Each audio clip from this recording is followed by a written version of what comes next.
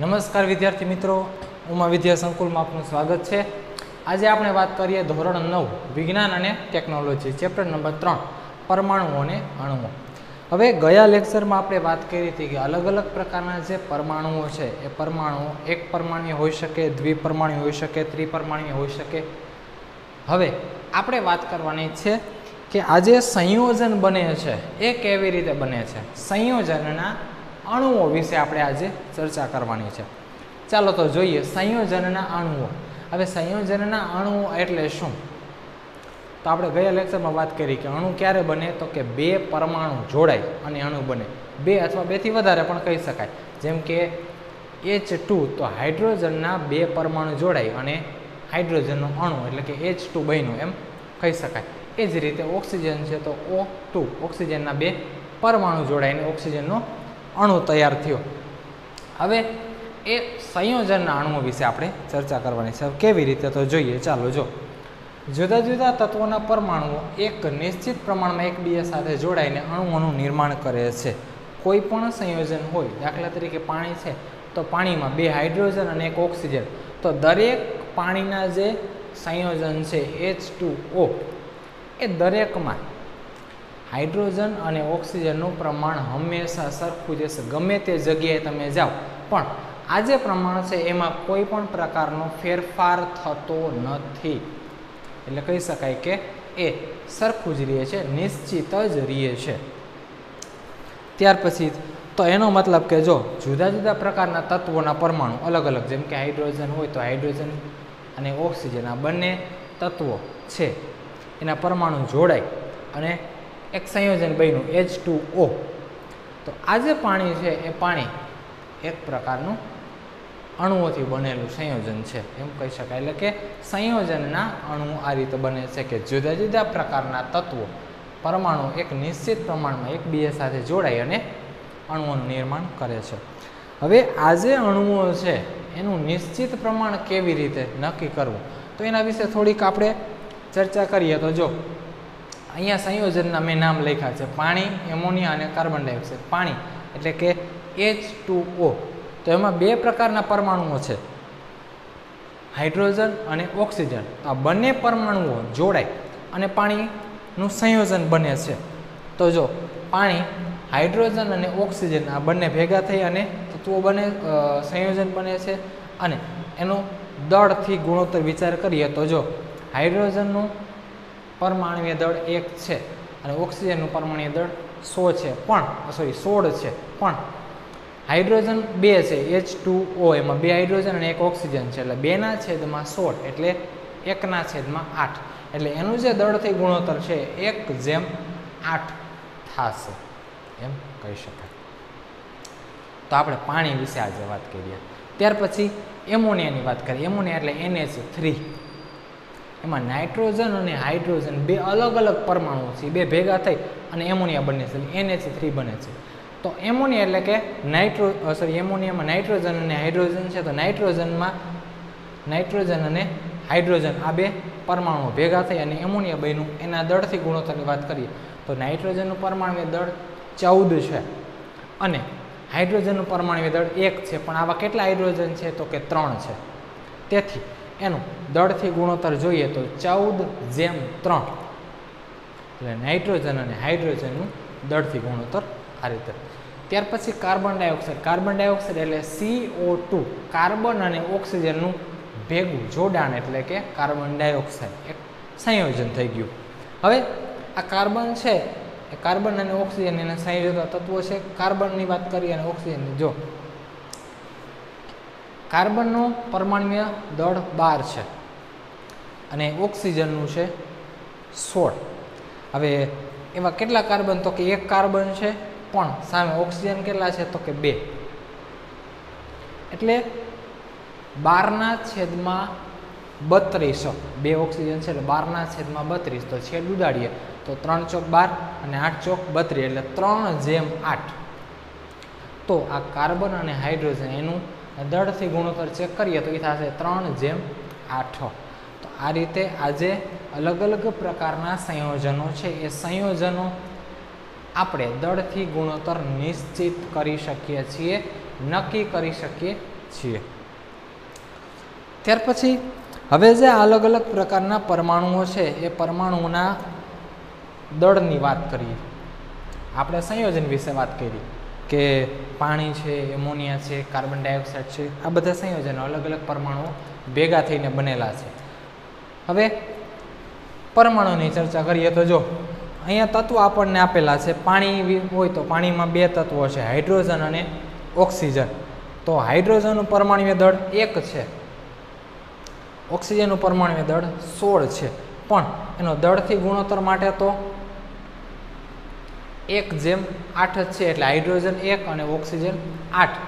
તો આ જે પરમાણુય દળ છે એનો ગુણોત્તર લઈએ તો દળથી ગુણોત્તર અને પરમાણુય દળ બંનેનો ગુણોત્તર ચેક કરીએ તો ગુણોત્તર આપણને શું મળશે તો કે જો 1/1 એટલે 1 અને 8/16 એટલે 1/2।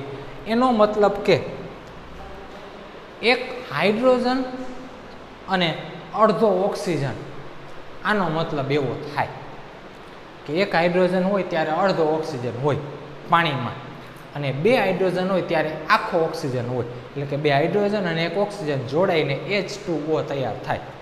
હવે આપણે સરળતમ ગુણોત્તર લેવા માટે શું તો કે 2 વડે ગુણી નાખીએ એટલે અહીંયા 2 અને આને 2 વડે ગુણીએ 2 કેન્સલ એટલે 1, તો સરળતમ ગુણોત્તર મળ્યો 2:1, એટલે કે 2 હાઇડ્રોજન અને 1 ઓક્સિજન આ બે જોઈન્ટ થઈ અને પાણીનો અણુ તૈયાર થઈ ગયો, H2O, સંયોજન તૈયાર થઈ ગયું। તો આ રીતે કોઈ પણ સંયોજન તૈયાર કરવા માટે એનો નિશ્ચિત પ્રમાણનો જે ગુણોત્તર છે, દળથી ગુણોત્તર, એ જ લેવામાં આવે છે, અને એનું નિશ્ચિત પ્રમાણ લઈ અને સરળતાથી એ સંયોજન બનાવી શકાય છે। ચાલો ત્યાર પછી આગળ વધીએ। આ આપણે વાત કરી સંયોજનના અણુઓ વિશે। હવે આ જે આયન છે એની થોડીક ચર્ચા કરવાની છે। આયન શું છે?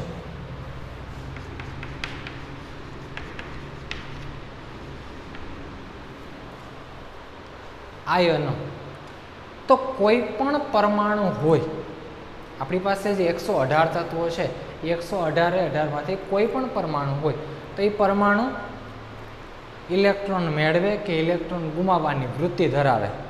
અમુક છે એ નિષ્ક્રિય છે, જેમ કે 18મો સમૂહ છે helium, neon, krypton, argon, xenon, radon, આ બધા જે તત્વો છે એ નિષ્ક્રિય છે, એ કોઈ સાથે રાસાયણિક પ્રક્રિયા દર્શાવતા નથી। પણ જે તત્વો રાસાયણિક પ્રક્રિયા દર્શાવે છે, એટલે કે ઇલેક્ટ્રોન ગુમાવે છે કે ઇલેક્ટ્રોન મેળવે છે, ત્યારે એ તત્વો વિદ્યુત ધનમય તત્વ કે વિદ્યુત ઋણમય, એટલે કે વીજભારિત ધન તત્વ કે વીજભારિત ઋણ તત્વ બને છે, તો તેને આયન કહે છે। તો કે ધાતુ અને અધાતુના વીજભારિત ઘટકોને તે તત્વોના આયન કહે છે। મિત્રો ઘણા બધા, મેં કીધું ઘણા બધા તત્વો છે, 118 તત્વો છે, પણ એમાંથી અમુક જ નિષ્ક્રિય છે। તો અમુક એટલે કે ઘણા બધા તત્વો ઇલેક્ટ્રોન ગુમાવે છે અને ઇલેક્ટ્રોન મેળવે છે, તો એના દ્વારા આ વીજભારિત આયન બને છે। જે ઘટક છે એ વીજભારિત થશે, એટલે કે ઋણ વીજભાર ધારણ કરશે અથવા ધન વીજભાર ધારણ કરશે। તો આ બંને વીજભારિત તત્વો છે એ વીજભારિત તત્વો એટલે કે એ તત્વનો આયન। હવે એમાં બે તત્વો છે એની આપણે વાત કરી તો બે પ્રકારના આયન છે। એમાં પહેલું ધન વીજભારિત આયન અને બીજું છે એ ઋણ વીજભારિત આયનો। મિત્રો હમણાં આપણે વાત કરી કે બે પ્રકારના આયનો, જો અહીંયા જે ધાતુ તત્વ હોય કે અધાતુ તત્વ હોય, બરાબર, એમાં ઇલેક્ટ્રોન મેળવે કે ઇલેક્ટ્રોન ગુમાવીને એ એક વીજભારિત આયન બનશે, વીજભારિત ઘટક તૈયાર થશે. વીજભારિત ઘટક એટલે એ તત્વનો આયન. હવે આયન પાછા બે પ્રકારના છે, એમાં એક છે ધન વીજભારિત આયન અને બીજો છે એ ઋણ વીજભારિત આયનો. હવે આ જે ધન વીજભારિત આયન છે એને કેટાયન પણ કહેવામાં આવે છે, કેટાયનો. અને આ જે ઋણ વીજભારિત આયન છે એને એનાયન પણ કહેવામાં આવે છે. તો આ આપણે વાત કરી કે ધન વીજભારિત આયન છે એ કેટાયન અને ઋણ વીજભારિત આયન છે એ એનાયન. જો ઘણી બધી અગત્યતા ધરાવે છે આ આયનો, કારણ કે કોઈ પણ સંયોજન બનવા માટે આ આયનની સંયોજકતા ખૂબ જ જરૂરી છે. એ સંયોજકતા વિશે હમણાં થોડીક વાર પછી આપણે ચર્ચા કરીએ, પણ એ પહેલાં હમણાં વાત કરીએ એમ કે આ જે આયન છે એ કોઈ પણ સંયોજન, દાખલા તરીકે H2O પાણી હોય તો પાણીમાં H+ અને ઓક્સિજન -2 આ બે જોડાઈને જ પાણીનું અણુ બને છે. જો એ બંને સરખા પ્રમાણમાં હશે નહીં તો પાણીનો અણુ તૈયાર થઈ શકશે નહીં. એક હાઇડ્રોજન ને એક ઓક્સિજન હોય ને તો પાણીનો તૈયાર ન થાય. તો એનો મતલબ બે હાઇડ્રોજન અને એક ઓક્સિજન હોય ત્યારે જ જોઈન્ટ થઈ અને પાણી બની શકશે. તો આ રીતે આ જે આયન છે એ ખૂબ અગત્યતા ધરાવે છે એમ કહેવું હોય તો કહી શકાય. ચાલો આગળ જોઈએ, એક ઉદાહરણ લઈએ. તો ઉદાહરણ તરીકે NaCl, સોડિયમ ક્લોરાઇડ.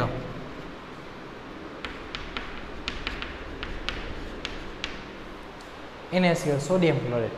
હવે આ સોડિયમ ક્લોરાઇડ એટલે મીઠું.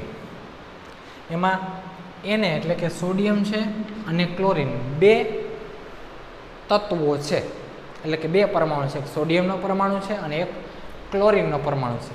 આ એક સંયોજન છે અત્યારે હાલની વાત કરીએ. હવે આમાં આ જે સોડિયમ છે એ સોડિયમ પાસે એની ઇલેક્ટ્રોન રચના છે 281 અને ક્લોરીન ઇલેક્ટ્રોન રચના છે 287. હવે સોડિયમ શું કરશે તો કે એક ઇલેક્ટ્રોન ગુમાવી દેશે અને 28 ઇલેક્ટ્રોન રચના તૈયાર થઈ જશે.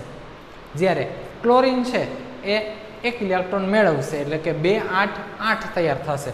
જોઈએ, જો સોડિયમ છે તો Na પ્લસ તૈયાર થાય ત્યારે એની ઇલેક્ટ્રોન રચના થશે 28 અને Cl માઇનસ તૈયાર થશે ત્યારે એની રચના થશે 288. હવે આને શું કર્યું તો કે એક ઇલેક્ટ્રોન ગુમાવ્યો અને આ ક્લોરીન છે એને એક ઇલેક્ટ્રોન મેળવી લીધો. તો આ રીતે સોડિયમનો ધન આયન અને ક્લોરીનનો ઋણ આયન તૈયાર થયો. તો આ જે છે એ ધન આયન છે અને આ જે છે એ ઋણ આયનો. તો આ રીતે આજે કોઈ પણ તત્વો છે એ તત્વોના પરમાણુ જોડાઈને જ્યારે સંયોજન બને છે, અણુ બને છે, ત્યારે એનો મુખ્ય ઘટક હોય છે એની અંદર રહેલા આયનો. અને આયનો શું છે આપણે એની વિશે થોડીક ચર્ચા કરી. હવે આવા ઘણા બધા પ્રકારના આયનો છે એની આપણે ચર્ચા અત્યારે કરવાની જરૂર નથી, કારણ કે 118 તત્વો છે તેમાંથી ઘણા બધા કેની આપણે ચર્ચા કરીએ. પણ થોડાક આપણે બેઝિકલી જોઈ લીધું કે સોડિયમ ક્લોરાઇડ છે એમાં આ રીતે જે ઘટના બને છે, બરાબર, એમાં અલગ અલગ પ્રકારના જે તત્વો છે એની. હવે આયનીય સંયોજન છે થોડાક એની ચર્ચા કરીએ. તો જો અહીંયા આયનીય સંયોજન, એમાં જોઈએ તો કેલ્શિયમ ઓક્સાઇડ, મેગ્નેશિયમ સલ્ફાઇડ અને સોડિયમ ક્લોરાઇડ. કેલ્શિયમ ઓક્સાઇડ,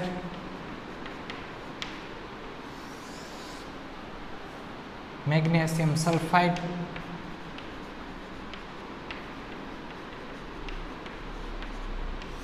અને ત્રીજું લઈએ સોડિયમ ક્લોરાઇડ. હમણાં આપણે જેની ચર્ચા કરી. આ ત્રણ પ્રકારના આપણે અહીંયા સંયોજનો લીધા. હવે આ સંયોજનમાં વાત કરીએ તો જો કેલ્શિયમ અને ઓક્સિજન આયનીય સંયોજન છે એમાં જોડાતા તત્વો કયા જોડાતા તત્વો છે? કેલ્શિયમ ઓક્સાઇડ છે તો Ca O calcium oxide, calcium એટલે Ca અને ઓક્સિજન ઓક્સાઇડનો O. તો કેલ્શિયમ ઓક્સાઇડ જોડાઈને આમાં બે પ્રકારના તત્વો જોડાણા, કયા કયા? તો કે કેલ્શિયમ અને બીજું છે એ ઓક્સિજન, આ બે તત્વો જોડાણ. ત્યાર પછી મેગ્નેશિયમ અને સલ્ફાઇડની વાત કરીએ, તેમાં મેગ્નેશિયમ અને સલ્ફર આ બે તત્વો જોડાણા. મેગ્નેશિયમ અને સલ્ફર. અને સોડિયમ ક્લોરાઇડની વાત કરીએ, તેમાં સોડિયમ અને ક્લોરીન. તો આ રીતે કોઈ પણ જે સંયોજન તૈયાર થાય છે ત્યારે એની અંદર અલગ અલગ તત્વો જોડાઈને જ એ સંયોજન તૈયાર થાય છે. આનો દળથી ગુણોત્તર નક્કી કરીએ, જેમ આપણે અહીંયા સંયોજન હતા પાણી, એમોનિયા અને કાર્બન ડાયોક્સાઇડ, એનો દળથી ગુણોત્તર નક્કી કર્યો. એ જ રીતે આનો દળથી ગુણોત્તર નક્કી કરીએ તો 5:2 છે, બરોબર. આનો છે 3:4 અને આનો છે 23:35. તો આમાં જે આ સંયોજનો તૈયાર થયા છે, જેમ કે કેલ્શિયમ ઓક્સાઇડ, મેગ્નેશિયમ સલ્ફાઇડ અને સોડિયમ ક્લોરાઇડ, તો એના આપણે અંદર રહેલા જે તત્વો છે એના વિશે થોડીક ચર્ચા કરી કે કયા પ્રકારના તત્વો એની અંદર રહેલા છે અને જોડાઈને કેવી રીતે બને છે. અને ત્યાર પછી એની દળથી ગુણોત્તરની વાત કરી કે એનો જે દળથી ગુણોત્તર છે એ શું છે. તો આ ધન આયન, અને જો આમાં જોઈએ તો કેલ્શિયમમાં Ca+2 હોય અને ઓક્સિજન -2 હોય, એ બે જોડાઈને CaO થઈ ગયા. આમાં Mg+2 હોય અને S-2 હોય, એટલે બે એક છે, મેગ્નેશિયમ અને સલ્ફર. ત્યાર પછી સોડિયમ ક્લોરાઇડ, એમાં એક સોડિયમ એટલે Na+ હોય અને Cl- એટલે બે એક છે, એ જોડાઈને સંયોજન બને છે. તો આ રીતે આ જે અલગ અલગ તત્વો છે એ તત્વો જોડાઈ અને ઘણી બધી રીતે ઘણા બધા સંયોજનો બનાવે છે. આપણે એમ કહેવું હોય તો કહી શકીએ છીએ. ચાલો, ત્યાર પછી આપણે વાત કરીએ કે આ જે રાસાયણિક સંયોજનો છે, રાસાયણિક સંયોજનના સૂત્રો કેવી રીતે લખવા. તો જો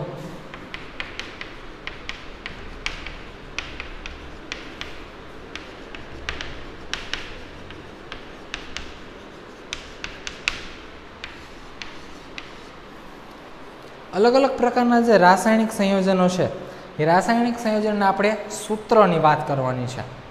તો હમણાં મેં વાત કરી એમ કે સોડિયમ ક્લોરાઇડ છે તો Na+ અને Cl-, તો એ કેવી રીતે લખવા એની વાત કરવાની છે. જો કોઈ પણ સંયોજનનું જ્યારે સૂત્ર લખવામાં આવે એટલે એ એનું એક સાંકેતિક નિરૂપણ છે. જેમ કે H2O, તો એમાં હાઇડ્રોજન અને ઓક્સિજનના પરમાણુ જોડાય અને H2O તૈયાર થયો છે, એટલે કે પાણી બન્યું છે. તો હાઇડ્રોજન અને ઓક્સિજન એને આપણે ભેગા કરીને લખીએ તો H2O આ રીતે લખીએ છીએ. તો આ જે છે એ રાસાયણિક સૂત્ર લખવા માટે એની સંયોજકતા ખાસ જરૂરી છે. તો કે કોઈ પણ રાસાયણિક સૂત્ર લખવા માટેની સંયોજવાની ક્ષમતા કેટલી છે એની ઉપર આધારિત છે. એ સંયોજવાની ક્ષમતા એટલે શું? તો કે એની સંયોજકતા. તો કે કોઈ પણ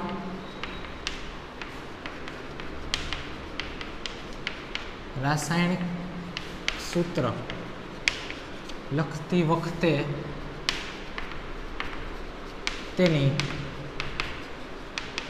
સંયોજકતા ધ્યાનમાં લેવામાં આવે છે. હવે સંયોજકતા એટલે શું? તો કે એની સંયોજવાની ક્ષમતા. હવે સંયોજવાની ક્ષમતા કેવી રીતે નક્કી કરી શકીએ? તો કે કોઈ પણ જ્યારે સંયોજન છે એ બને ત્યારે બે પરમાણુઓ કે બે અણુઓ જોડાઈને જ બને છે એમ કહી શકાય. જો હવે કોઈ પણ પરમાણુ અન્ય પરમાણુ સાથે જ્યારે જોડાય છે તો એ જોડાવાની ક્ષમતા એટલે જ સંયોજકતા. હવે કેવી રીતે એ જોડાય છે? તો જો અહીંયા આપણે વાત કરીએ, દાખલા તરીકે પાણી છે H2O, તો આમાં બે પ્રકારના પરમાણુઓ છે, હાઇડ્રોજન અને ઓક્સિજન.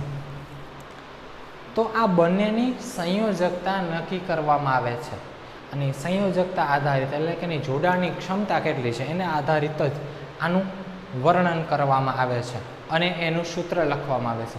તો આ જે H2O છે એ પાણીનું સૂત્ર છે. તો એ કેવી રીતે મેં લખ્યું? તો જો અહીંયા હાઇડ્રોજન છે એ કેટલા છે? તો કે 2 છે. હાઇડ્રોજનનો ઇલેક્ટ્રોન રચના કેટલી? 1.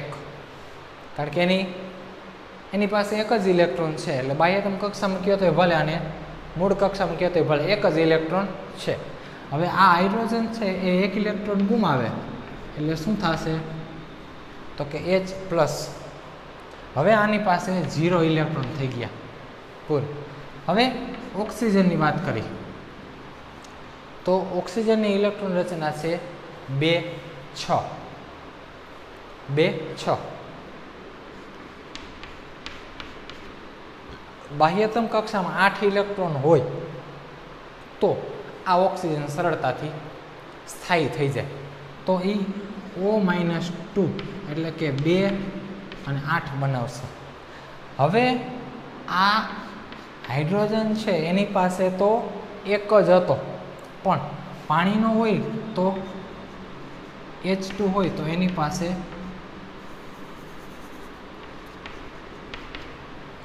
2H+ થશે અને O-2 આ બંને જોડાય અને H2O તૈયાર થઈ જાય. તો આ રીતે આ હાઇડ્રોજન અને ઓક્સિજન આ બંને પરમાણુ જોડાય અને એની જે સંયોજકતા છે તો હાઇડ્રોજનની સંયોજકતા +1 થઈ અને ઓક્સિજનની સંયોજકતા -2.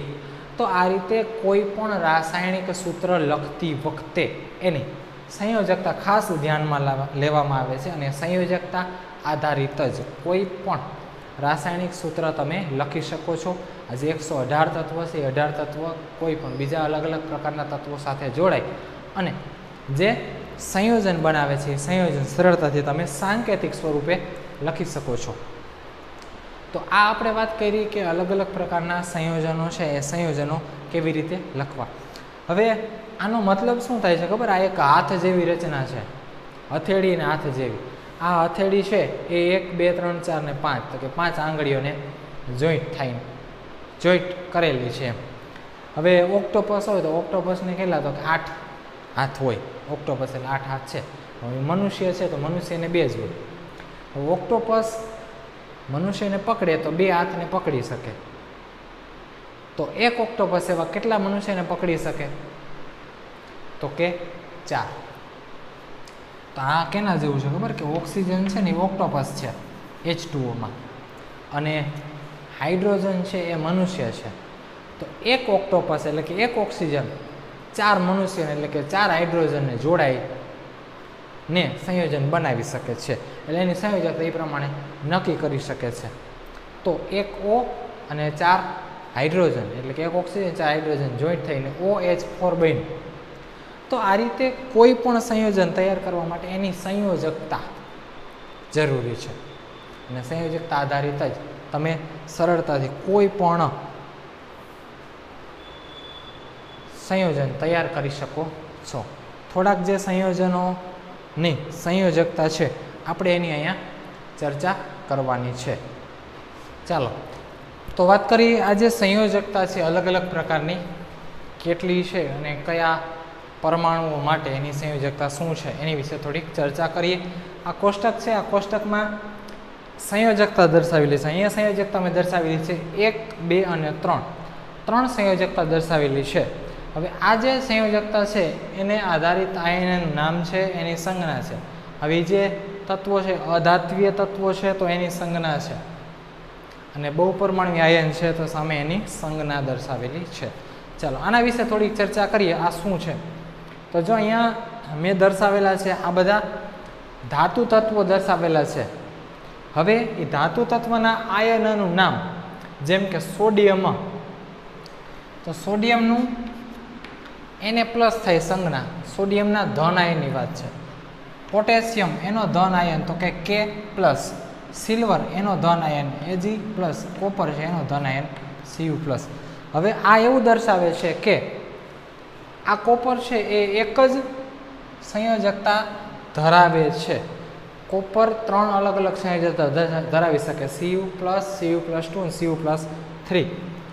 સોરી, Cu+ અને Cu+2 બે સંયોજકતા ધરાવે છે. તો આ જે કોપર છે એ એક સંયોજકતા ધરાવતું કોપર છે. ત્યાર પછી બે સંયોજકતા ધરાવતો એવા ધાતુ તત્વોની વાત કરીએ તો મેગ્નેશિયમ Mg+2, કેલ્શિયમ Ca+2. આ +2 એની સંયોજકતા છે, બે ધન વીજભાર ધરાવે છે. ઝિંક છે Zn+2. આયર્ન છે તો આયર્નમાં પણ એ રીતે કે Fe+2. આયર્ન પણ બે રીતે કે Fe+2 અને Fe+3 અલગ અલગ સંયોજકતા ધરાવે છે. એ જ રીતે કોપર હમણાં આપણે વાત કરી Cu+2. હવે આ જે ધાતુ તત્વો છે એ 3 સંયોજકતા ધરાવે છે એવા ધાતુ તત્વો કયા છે? તો જો એલ્યુમિનિયમ એટલે કે Al+3 અને આયર્ન એટલે Fe+3. તો આ જે વાત કરી એ અલગ અલગ પ્રકારના ધાતુ તત્વો અને એની સંજ્ઞા. એ ધાતુ તત્વો છે એની બાહ્યતમ કક્ષામાં જે ઇલેક્ટ્રોન રહેલા છે એ ઇલેક્ટ્રોન મેળવશે કે ગુમાવશે, અને એના દ્વારા જે આ બધા ઇલેક્ટ્રોન ગુમાવ્યા છે અને ઇલેક્ટ્રોન ગુમાવી અને ધન વીજભારિત આયન બનાવેલા છે, આ બધાએ આ એક ઇલેક્ટ્રોન ગુમાવેલો છે, આ બધાએ આ એ 2 ઇલેક્ટ્રોન અને આ 3 ઇલેક્ટ્રોન. તો આ રીતે જ્યારે આ ધાતુ તત્વો સંયોજન બનવા માટે સક્ષમ ક્યારે થાય? તો કે એની ઇલેક્ટ્રોન ક્ષમતા ગુમાવે છે ત્યારે. 1, 2 કે 3 ઇલેક્ટ્રોન ગુમાવે એટલે એ ધન વીજભારિત બનશે, અને ધન વીજભારિત બની અને બીજા ઋણ વીજભાર સાથે જોડાય છે. ત્યાર પછી આ ધાતુ તત્વોની વાત હતી. હવે આપણે વાત કરી તો કે અધાતુ તત્વો, કે જે ધાતુ તત્વો છે એ ઇલેક્ટ્રોન ગુમાવે છે અને મેળવે પણ છે. જેમ કે હાઇડ્રોજન એક જ એવો છે, જુઓ અહીંયા ખાસ H+, બરોબર. તો એ ધન વીજભારિત આયન છે, એને એક ઇલેક્ટ્રોન ગુમાવ્યો છે. જ્યારે હાઇડ્રાઇડ બને એટલે કે H-, તો બાકી બધા છે એ ઋણ વીજભારિત આયન છે, એટલે કે ઇલેક્ટ્રોન મેળવે છે એમ કહી શકાય. જો હાઇડ્રાઇડ એટલે H-, ક્લોરાઇડ એટલે Cl-, બ્રોમાઇડ એટલે Br-, અને આયોડાઇડ એટલે I-. તો આ બધા છે એને શું કર્યું તો એક ઇલેક્ટ્રોન મેળવ્યો છે, અને એક ઇલેક્ટ્રોન મેળવી અને એ બધા ઋણ વીજભારિત આયન તૈયાર થયા છે, અને ઋણ વીજભારિત આયન બીજા ધન વીજભારિત આયન સાથે જોડાય અને તેમાંથી નવા સંયોજન તૈયાર થશે.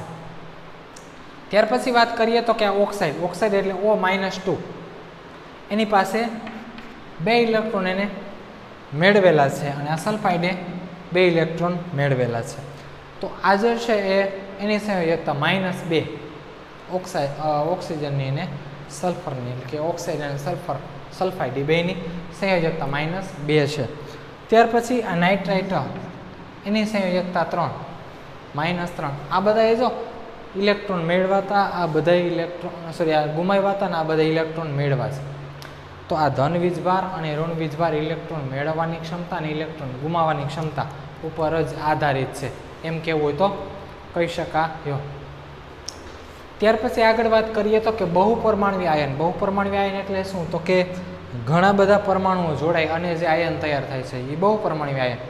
જેમ કે એમોનિયમ એટલે કે NH4+, આમાં નાઇટ્રોજન અને હાઇડ્રોજન બંને છે, અને એ બંને જોડાય અને જો NH3 હોય તો સરળતાથી સંતુલિત છે, પણ NH4 એટલે કે એક ઇલેક્ટ્રોન હાઇડ્રોજન પાસે હજી એક વધારે ઇલેક્ટ્રોન છે એટલે NH4+, આ ધન વીજભારિત છે. ત્યાર પછી હાઇડ્રોક્સાઇડ એટલે OH-, એમાં ઓક્સિજન અને હાઇડ્રોજનની વાત કરીએ તો ઓક્સિજનની સંયોજકતા -2 છે, હાઇડ્રોજનની સંયોજકતા +1 છે, તો હજી એક સંયોજકતા બાકી રહી. કઈ? તો કે માઇનસની. તેથી આ OH છે એ માઇનસ છે. ત્યાર પછી નાઇટ્રેટમાં પણ એ જ રીતે NO3-, નાઇટ્રોજન અને ઓક્સિજન બે જોડાય અને નાઇટ્રેટ તૈયાર થયું છે. ત્યાર પછી હાઇડ્રોજન કાર્બોનેટ એટલે HCO3, હાઇડ્રોજન, કાર્બન અને ઓક્સિજન આ 3 તત્વો ભેગા થયા, અને 3 તત્વો ભેગા થઈ અને હાઇડ્રોજન કાર્બોનેટ બન્યો. જો આમાં હાઇડ્રોજન આ અને કાર્બોનેટ એટલે આખું આ CO3 માઇનસ, તો આ રીતે આખું જોડાઈને બન્યું HCO3 માઇનસ એટલે હાઇડ્રોજન કાર્બોનેટ. ત્યાર પછી આગળ વાત કરીએ તો કાર્બોનેટની. જો કાર્બોનેટ એટલે CO3 માઇનસ 2, આમાં કાર્બન અને ઓક્સિજન એ જોડાય અને CO3 માઇનસ 2 થયું. ત્યાર પછી સલ્ફાઇડ, એમાં SO3 માઇનસ 2, સલ્ફર અને ઓક્સિજન જોડાઈને બને છે. અને ત્યાર પછી સલ્ફેટ એટલે SO4 માઇનસ 2, સલ્ફર અને ઓક્સિજન. ફોસ્ફરસમાં PO4. તો અહીંયા આપણે જે વાત કરી એ શું વાત કરી, તો કે અલગ અલગ પ્રકારના ધાતુ તત્વો, અધાત્વીય તત્વો અને બહુપરમાણુય આયન છે એની સંજ્ઞા વિશે, કે એ કેટલા ઇલેક્ટ્રોન મેળવે છે અને એની સંયોજકતા શું તૈયાર થાય છે. એમાં આજે છે એ બધા ઇલેક્ટ્રોન ગુમાવે છે, આ બધા ઇલેક્ટ્રોન મેળવે છે. આમાં ધન વીજભારિત છે અને ઋણ વીજભારિત છે, કારણ કે આ અલગ અલગ ઘણા બધા પરમાણુ ભેગા થઈને તૈયાર થાય છે. હવે આજે સંયોજન બનતી વખતે આપણે જે સૂત્ર લખીએ છીએ, સૂત્ર લખતી વખતે કઈ બાબતો ધ્યાનમાં રાખવા જેવી છે તો એની વાત કરી. તો જો વીજભાર સમતોલિત હોવા જોઈએ બંને બાજુ, ધન વીજભાર અને ઋણ વીજભાર બંને સરખા હોવા જોઈએ. જેમ કે Na+Cl- બે ભેગા થઈને NaCl બની સોડિયમ ક્લોરાઇડ, તો બે પાસે એક એક ઇલેક્ટ્રોન છે, તો બે ભેગા થઈ અને NaCl સંયોજન તૈયાર થયું છે. ધાતુ અને અધાતુ બંને હોય તો ડાબી બાજુ ધાતુ અને જમણી બાજુ અધાતુ લખાય. સોડિયમ ધાતુ છે, ક્લોરીન અધાતુ છે, તો NaCl લખ્યા તો સોડિયમ પહેલાં લખવામાં આવે, Cl પછી, એટલે કે સોડિયમ ડાબી સાઈડ અને ક્લોરીન છે એ જમણી સાઈડ, NaCl તૈયાર થાય. ત્યાર પછી તો કે બહુપરમાણુય આયન દ્વારા બનતા સંયોજનમાં આયનને કૌંસમાં દર્શાવી, કૌંસની બહાર તેનો ગુણોત્તર દર્શાવી સંખ્યા લખાય છે. જેમ કે MgOH ટ્વાઇસ, આનું ઉદાહરણ અહીં લખું. મેગ્નેશિયમ હાઇડ્રોક્સાઇડ, તો આ જે મેગ્નેશિયમ અને હાઇડ્રોક્સાઇડ છે, હાઇડ્રોક્સાઇડ 2 છે, OH 2 છે, તો તેથી એ રીતે 2 લખાય છે એના ગુણોત્તરથી. અને જો આયનની સંખ્યા 1 હોય તો લખવાની જરૂર નથી. જેમ કે NaOH સોડિયમ હાઇડ્રોક્સાઇડ, તો બે એક જ છે, સોડિયમ અને હાઇડ્રોક્સાઇડ એટલે કે OH, તો એમાં કંઈ લખવાની જરૂર નથી. તો આ રીતે આજે આપણે વાત કરી કે અલગ અલગ પ્રકારના જે પરમાણુઓ છે એ પરમાણુના સંયોજન કેવી રીતે લખવા, એના આયન કેવી રીતે તૈયાર થાય છે, એની સંયોજકતા શું છે, બરાબર, એના વિશે આજે આપણે થોડીક ચર્ચા કરી. ત્યાર પછી આગળ વધશું. આભાર.